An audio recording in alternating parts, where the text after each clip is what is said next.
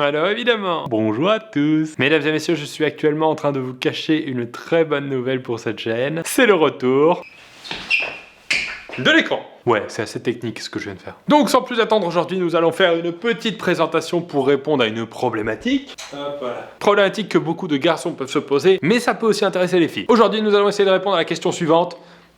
Voilà, maintenant, comment aborder une inconnue? Vous me dites si je dois me pousser un peu pour que vous voyez bien l'écran. Déjà, la première question à se poser, c'est quand devez-vous éviter d'aborder une inconnue? Eh bien, en petite partie, quand elle est pressée. Si elle marche vite, laissez-la tranquille. Essayez d'éviter aussi si elle tient à la main à un mec. Vous pouvez y aller, mais il y a de fortes chances que vous vous fassiez casser la gueule. Et ce sera pas de ma faute. Mais surtout, en grande partie, évitez de l'aborder si vous tenez la main à votre copine. Question de logique après. Hein. Ce qui est difficile aussi quand on aborde une inconnue, c'est de pas paraître relou. Donc, pourquoi vous pouvez paraître relou pour la fille? Eh bien, en petite partie, parce que vous ne lui plaisez pas physiquement. Si déjà il n'y a pas l'attirance de sa part, vous pouvez lui dire n'importe quoi, vous allez paraître relou. Mais surtout en grande partie, parce que souvent vous l'abordez comme un mec qui fait des sondages. Excuse-moi, t'as une minute pour moi ou quoi? Non.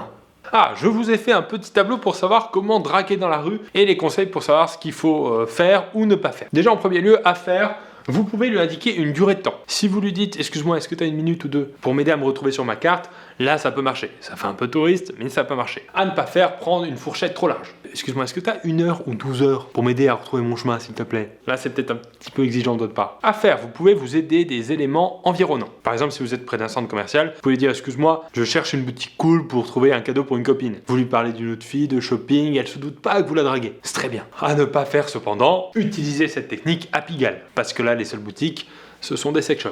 Vous pouvez paraître pour quelqu'un de très bizarre. Et je sais ce que je dis. Enfin, à faire, lui donner votre numéro. Au lieu de demander le sien, vous lui donnez le vôtre et vous lui dites de vous rappeler si ça l'attente. À ne pas faire une blague de dernière minute. Lui donner le numéro d'un pote juste pour déconner. J'avoue, c'est marrant, mais c'est pas forcément la bonne technique. Et enfin, je voulais qu'on voit un dernier schéma ensemble. Parce que aborder une inconnue, souvent on se dit que c'est dans la rue. Mais ça peut être pendant, par exemple, une soirée d'anniversaire où on connaît des gens mais on connaît pas forcément cette fille-là, et ça peut être aussi sur internet. Donc selon l'endroit où vous lui parlez pour la première fois, les phrases peuvent aller ou ne pas aller. Par exemple, si vous lui dites « Excuse-moi, j'ai bu un petit verre de trop, d'habitude je fais pas ça, mais je voulais dire que je te trouve vraiment mignonne », bon pendant une soirée, ça passe carrément, mais dans la rue ou sur Facebook, vous pouvez passer pour un gros alcoolique. Donc évitez. Autre exemple, j'ai vu qu'on avait plein d'amis en commun, alors là, ça passe vraiment sans problème sur Facebook. Ça peut passer pendant la soirée d'anniversaire aussi, vous voyez qu'elle parle à des gens que vous connaissez. En revanche, si vous dites ça à une inconnue dans la rue, là, ça fait très psychopathe. Et dernier exemple, j'adore comment t'es habillé aujourd'hui. Dans la rue, ça passe très bien. Pendant la soirée d'anniversaire aussi, ça marche très bien. En revanche, si vous lui dites ça en message privé sur Facebook, là, c'est flippant.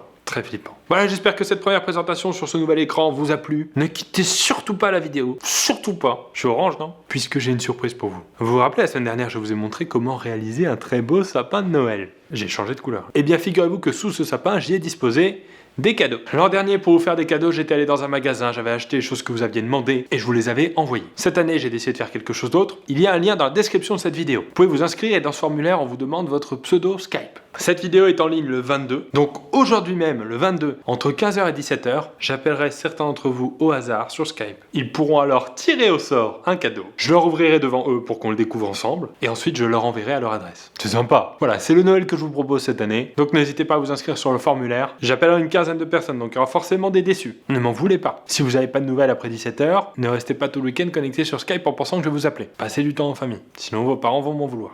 Ou vos enfants, si c'est les parents qui regardent cette vidéo. Pourquoi pas. Veuillez agréer mes salutations distinguées, tout ça. Merci.